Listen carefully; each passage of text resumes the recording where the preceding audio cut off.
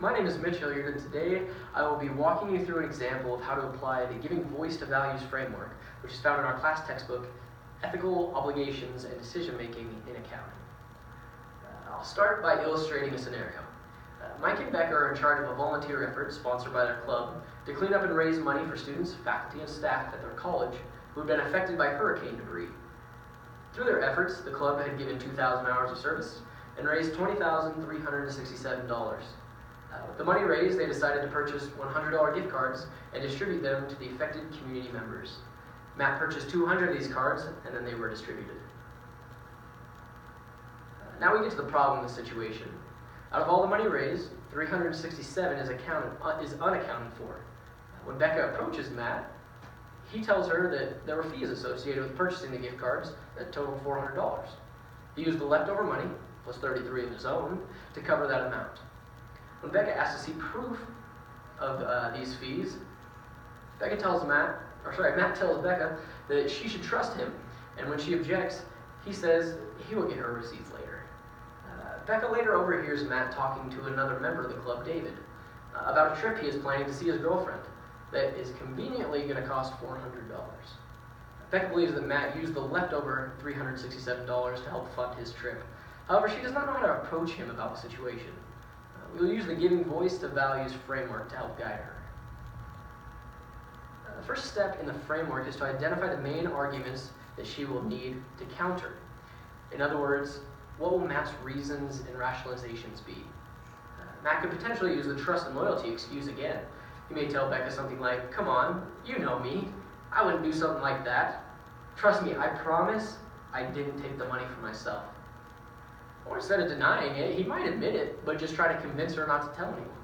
He could use his situation as an excuse and say, "Please don't tell. I'm about to graduate and start my new job, and I don't want anything to jeopardize that." He could say, "Becca, we raised $20,000. This is only a small sliver of that." Or he could say, "Look, I promise this is a one-time thing. I'll never do anything like this again." As you can see, Matt may react in a variety of ways when Becca confronts him, so she needs to ask these questions in order to be prepared. The next piece of the framework is to consider what is at stake for the different parties. For Matt, obviously, his reputation is at stake if Becca turns him in. If the rest of the club members find out, they could be mad, and again, it would ruin Matt's reputation. But they could also maybe side with Matt, and they would tell Becca to drop it, making the situation worse for her. Lastly, if anyone in the school or community found out, they would rightfully get angry, and again, would look bad on Matt's reputation, but could potentially look bad on the club as a whole. The next piece of the framework is for Becca to identify what lever she has to influence Matt. Becca could talk to David and convince him to confront Matt with her so that she doesn't have to do it alone.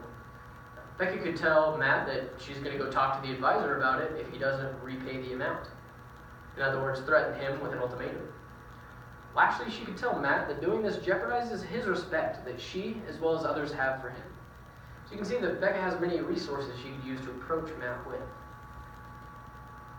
The last piece of the framework is to identify the most powerful and persuasive response to Matt's arguments. Becca could explain to Matt that he is cheating the victims out of the money that is rightfully theirs. Becca could explain if he did something like this while working for a firm, he would be violating the profession's ethical standards. She could explain that her loyalty lies with the club and the victims that they had raised the money for. Lastly, she should explain that he may be putting David at risk as well by implementing him in the cover-up. As you can see with this example, it is easy to tell that yes, something happened that shouldn't, and it needs to be fixed. We can see what is right and what is wrong. However, the way to go about it is not as easy.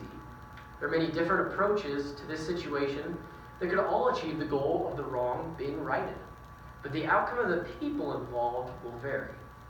In many cases, there's not a universal best approach that you will find after going through the framework.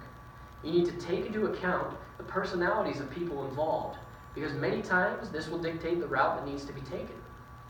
Using the Giving Voice to Values framework gives us an insight of the variables that come into play and allows us to see which approach best coincides with what we want and what we can live with. I hope this example has shown you exactly that. Thank you.